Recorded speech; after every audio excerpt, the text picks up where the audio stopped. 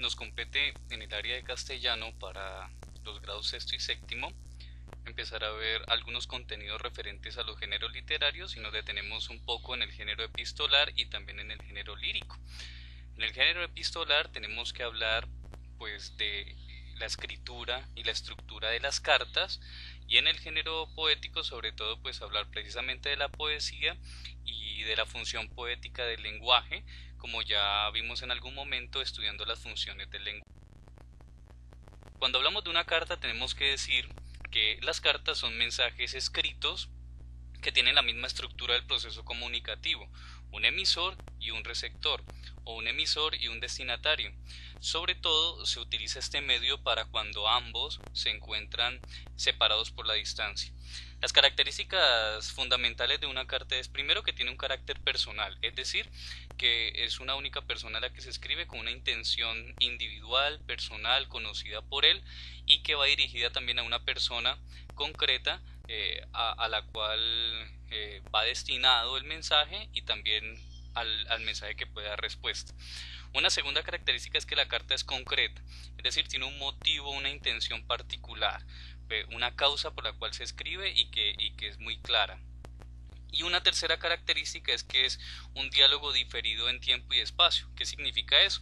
Pues que, como le decíamos en un momento, hay una separación de distancia y por eso se escribe la carta, este mensaje escrito, o también hay una distancia temporal, porque digamos que de una manera no virtual, sino la escrita físicamente, la carta pues no se puede leer online, no al mismo tiempo, sino que hay una separación de tiempo.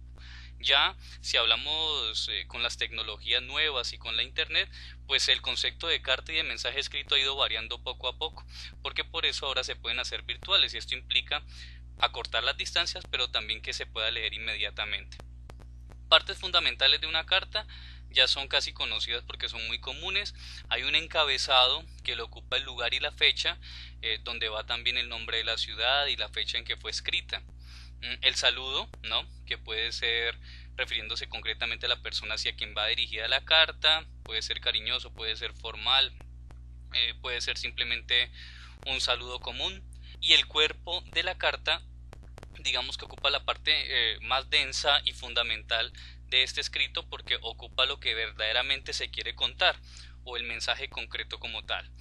Al final hay una despedida que sería la frase con la que se termina lo que se haya querido comunicar y también ahí se incluye una especie de despedida. Finalmente pues se coloca una firma donde dejamos referenciado realmente quién es quien escribe, ¿no? El emisor o quien ha producido el mensaje. La carta puede ser de dos formas. Tenemos una correspondencia, una carta personal o tenemos una carta comercial. También esa misma estructura se puede utilizar hablando de cartas formales y de cartas informales. Cuando hablamos de cartas formales estamos hablando de un tipo de escrito o de carta, de mensaje, donde la estructura del lenguaje es más cortés, es más elaborada, distinta de pronto de la personal que es más espontánea.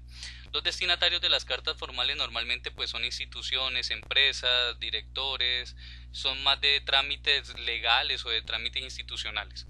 Su estructura es muy sencilla, muy parecida a la que ya vimos, la fecha, el encabezado, el saludo, la introducción, el cuerpo, el contenido del mensaje, la despedida y la firma. Las cartas informales pues son más sencillas, más personales, el lenguaje es muy cercano. Los destinatarios normalmente de estas cartas personales pues son gente conocida, son amigos, con quien se tiene algún vínculo especial, algún tipo de confianza. La estructura pues es menos rígida que la primera, ¿no? La fecha, la dirección, el saludo, el cuerpo de la carta, la despedida y la firma, lo que vimos hace un momento, pero también se le puede agregar un postdata, que es como recordar algo relevante o algo que no se dijo en todo el cuerpo de la carta. La carta digamos que nos ofrece esa posibilidad de archivar o de guardar un contenido físico escrito y es digamos como el testimonio, la evidencia del acto comunicativo. Ya sabemos, como dijimos al principio, la carta pertenece al género literario epistolar. Ya dijimos, ¿no? Como la correspondencia puede ser personal o comercial, la personal pues es más espontánea, más sencilla, expresa más. La comercial es más formal, de tipo informativa, de tipo oficial o que responde a unos formatos institucionales determinados. ¿Cómo escribir una carta? Espero que esto también nos sirva porque parte del trabajo que vamos a hacer va a ser precisamente poner en práctica estos conceptos escribiendo una carta cada uno de nosotros. Lo primero tenemos que tener claro el para qué, es decir, la intención, por qué escribimos la carta, el por qué, la causa, qué nos motiva, el para quién, hacia quién va dirigida y el tipo de texto, si es una carta personal, si es una carta institucional, formal. Un esquema sencillo, entonces lugar y fecha. Entonces en este caso ponemos de ejemplo Sevilla, España, 12 de agosto del 2006. Empezamos con el saludo, luego muy brevemente explicamos la razón, la intención, el motivo de la carta, el por qué escribimos la carta. En un tercer momento, en el cuerpo de la carta, pues decimos todo aquello que queremos contar, el hecho, las novedades, los cambios, las cosas que ocupan el eje central de la carta. En un cuarto momento expresamos, no sé, sentimientos de lo que nos aferra, lo que necesitamos, lo que es más afectivo, sentimental y no tanto del contenido. Y finalmente nos despedimos de una manera afectuosa, se firma con el nombre y la postdata se utiliza precisamente para hacer énfasis en algo que queremos que sea relevante de lo que queremos decir en la carta, o también puede ser para recordar algo o para colocar algo que se nos olvidó meter en el cuerpo de la carta.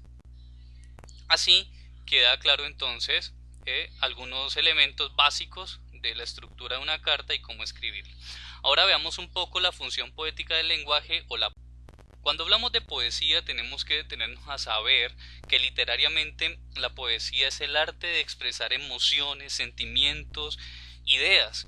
Y esta expresión provoca en quien nos lee o nos escucha emociones, y emociones normalmente asociadas a la estética, es decir, a la belleza, y a la belleza usada a través de la palabra hablada o a través del lenguaje escrito. Por eso decimos que la poesía viene a ser, digamos, la expresión artística de la belleza por medio de la palabra. El lenguaje poético viene a expresar todo el contenido, todo lo que quiere manifestar a través de imágenes, de figuras literarias, de significados, de rima, de ritmo y de musicalidad definidos. Es por eso que la poesía tiene mucha similitud y mucha familiaridad con la música, con las canciones, precisamente porque están dotadas de rima y de ritmo. Incluso hablar de género lírico es asociar a la poesía con la música, porque se llama género lírico porque en el mundo griego la poesía precisamente se cantaba acompañada del instrumento de la lira. La poesía utiliza, como lo dije, muchos recursos y figuras literarias, tales como las comparaciones o símiles, las metáforas, las aliteraciones, las imágenes, personificaciones, donde, haciendo uso de estos recursos, expresa de una forma más delicada, más bella, ese mundo y ese contenido que quiere manifestar.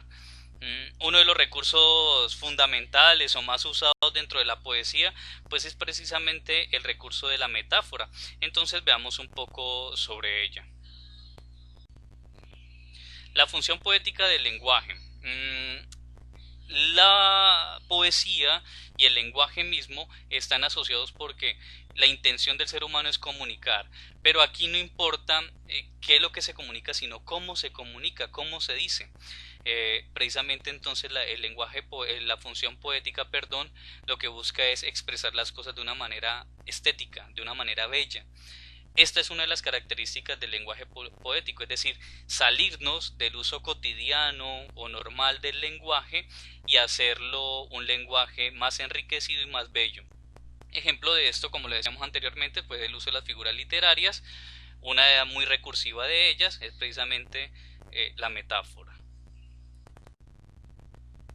Cuando hablamos de metáfora, estamos hablando de ese recurso, de esa figura literaria que nos permite relacionar dos ideas que no son siempre similares, sino más bien diferentes, mediante una comparación. Sin embargo, la comparación no es explícita, porque eso sería un símil. ¿A qué me refiero?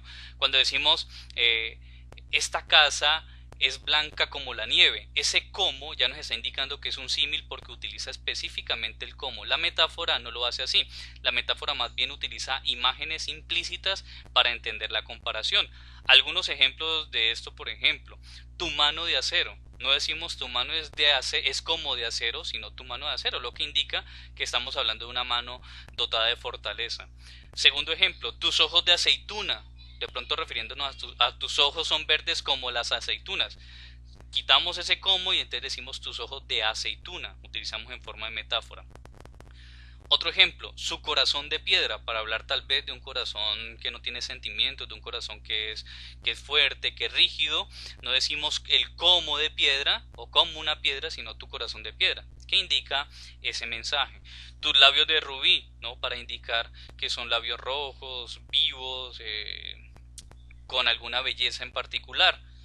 Le brotaba un torrente de lágrimas para decir que lloraba profundamente y largamente. Entonces utilizamos esta figura sin hacer ese como del símil, sino más bien de una forma muy poética. Colocamos implícitamente la comparación y su cuerpo de nubes, ¿no? Para hablar de pronto de un cuerpo liviano, de un cuerpo esbelto. Las figuras literarias más recurrentes dentro de la poesía son el símil, la metáfora y la personificación. Cuando hablamos de símil estamos hablando de una comparación de elementos utilizando esa palabra como, ¿no? Se parece a o se asemeja a, se figura o iguala a o el como.